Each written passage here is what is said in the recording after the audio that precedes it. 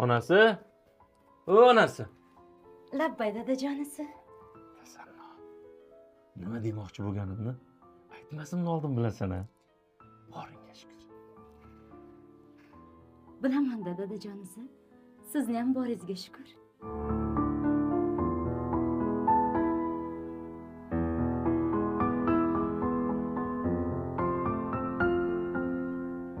Shoshmang dadasi. Tushlikmi? Hozir. Dorilaringizni ichib oling.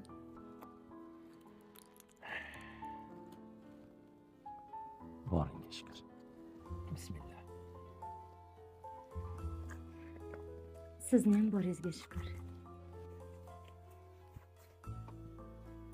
Ey onasi, boringga shukr. Sen bunday mehribonlik qilaversang, ishga ham borgim kelmay qoladi.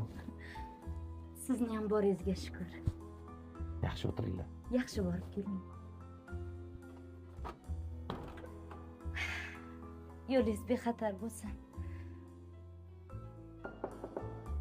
Voy. Kim ekan? Voy. Tinchlikmi dadasi? Ey onasi, esimdan chiqibdi. Nima?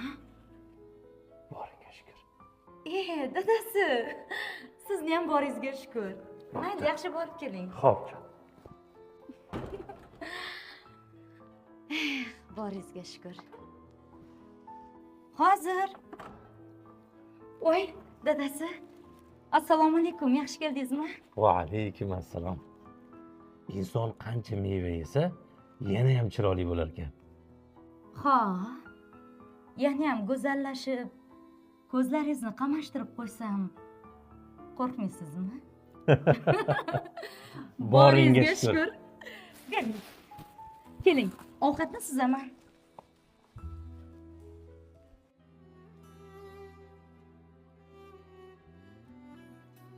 Oyijon.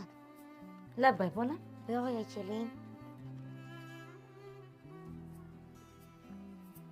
Nima gap bolam? Esimni taniganidan beri dadam ikkalangiz bir-biringizga boringga shukr deb aytasizlar. Nima uchun?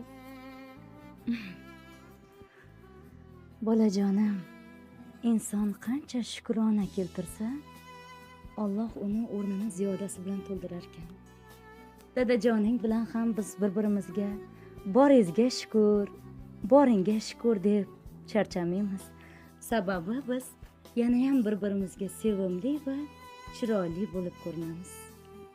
Bolajonim, seni ham boringga shukr.